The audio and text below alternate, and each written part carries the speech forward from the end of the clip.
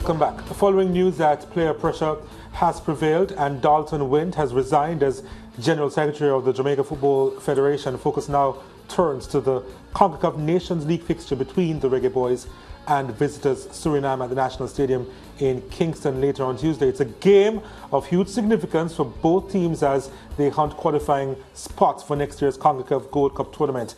Let's now join Mara Ramharak at the National Stadium for a preview alongside our new kid on the block, Brian Pitter. Yes. Hi, Donald. Hi, George. I'm here with Brian. Brian is also very excited to be representing SportsMax, and we're happy to have him. Yes, thank you for being here. I'm really glad to be a part of this. This is my first outing, so yeah. So, Brian, I think we should start by painting the picture of what's happening here at the National Stadium. Well, apart from the few policemen that are having a conversation about the JFF in the stands, there's not really many fans here, of course. The match starts at 8. They're setting up right now. They're setting up the substitution benches. But apart from that, you know, we're really just anticipating and waiting for the game to start. Do you think, and that's the main question, based on what we've seen and the conversations that both of us have had with, you know, the spectators and stuff here, do you think the game is actually going to go? Well, yeah, we saw the players promoting the game on social media a couple hours ago. The JFF official social media page has also been promoting the page. So we're expecting a game to happen tonight, and we're expecting the boys to come out rejuvenated following, you know, the controversies that has been happening in the past week or so. Yeah, and also we should probably update George and Donald that, you know, the mood here very, very quiet. Normally at the National Stadium, although it's early, there's usually music and whatnot. Right. Instead, there are conversations, whispers about what is happening within the JFF. Some even saying that everybody from the JFF should step down. Yeah, it's really, really tense, especially if you're an avid football fan, an avid Jamaican football fan, and that's expected. You know, it's in a time where we need to see some changes happening, especially in the hierarchy of the JFF, and a lot of fans and a lot of supporters are really lobbying for that now, so that's on everyone's minds, and we don't expect that to change until we see an actual change. Dalton Wint, the General Secretary, he handed in his resignation allegedly, but he hasn't left his post as yet. So until we see things start to move and happen officially, I think the fans will be a bit happier. Right, well, the playing list is out on the JFF website, but before that, we want to go to a soundbite that we have where Coach Paul Hall was talking about the players' team. Coming into the squad, and although I'm mindful with what happened against Panama, we are a much stronger squad. So we're going to be on the front foot. We're going to be trying to suffocate Suriname as much as possible. They need to understand that we're on the front foot now and we're at home. So yes, they're going to have some space. They're very good players and we have to respect that. But we're at home.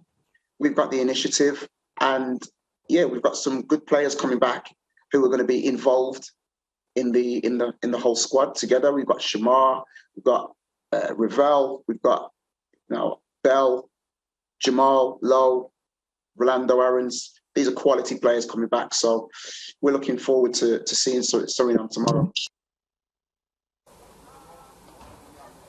All right, Brian, so we just heard from Coach Paul Hall, and he speaks about the strength of the squad. He speaks about having the luxury of playing Ravel Morrison based on the list that you saw, and I know you're very keen to see the list. What do you think about, you know, the team named? What do you think about the strength, and how will the Jamaica Reggae Boyz play against Suriname, seeing that we drew in that first match? It's more exciting. Shamar Nicholson, he was the top scorer for the country in the World Cup qualifiers recently. He's back in the team. Ravel Morris, we know he's very instrumental in the midfield. He's also back.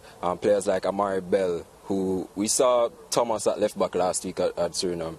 He wasn't the most confident in that position, so we're hoping that Amari Bell will come in and perhaps be more structured and centered in that position. So there are a few players that are coming into the squad that should give the team more strength and more confidence to play against Suriname. So we're expecting that. One name that hasn't been there, you know, one that has struck me again, Andre Blake. Were Yeah. you surprised? I'm not quite sure what's happening because we haven't really heard if he's injured or not. We heard, rumors that he's probably still not pleased with what's going on in the hierarchy of the JFF. But whatever is happening with Blake, we do hope that it's resolved soon because he's a very key player for the team. He's the captain. He's one of the best goalkeepers Jamaica has ever had. Sure. So we need him back in the team as soon as possible.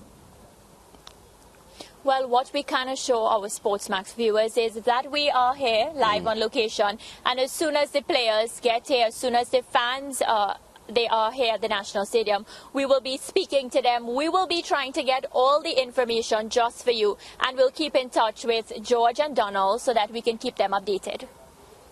Thank you so much, guys. Mara Ramarak and Brian Pitter reporting from the National Stadium there. George, obviously I haven't really been inspired by the Reggae Boyz. I know that they've been through issues.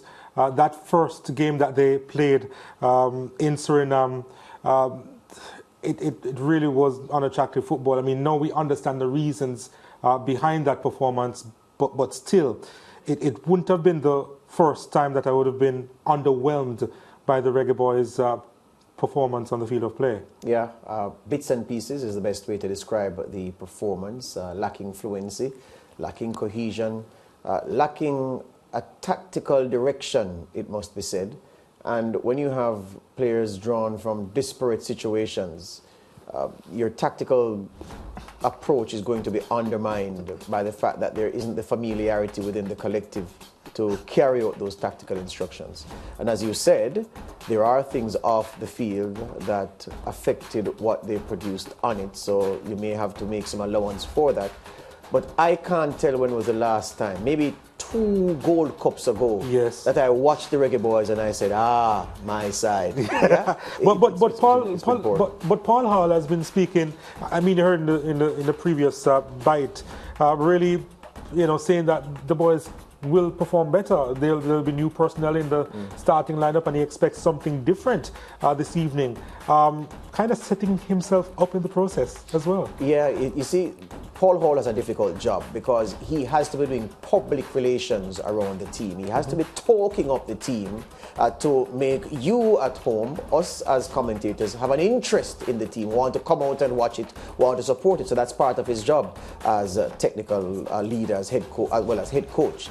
He also has to be mindful, as you said, that he doesn't overpromise and the boys end up under-delivering, because that's a trap that he falls into. But I sympathize with him because of the scale of the job that he has on his hands. But I also sympathize with him from the perspective of the lack of time that he has had with the boys as a collective to really get his tactical imprint in and to show them how to interpret the boardroom approach into the approach on the field. So he has my sympathies where that is concerned.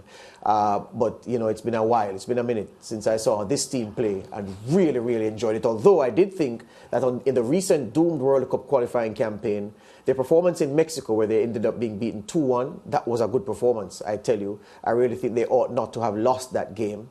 And that was a Theodore Whitmore game, yeah? Yeah. But apart from that, yeah. Bits and pieces. Take a short break. Back with Interactive after this.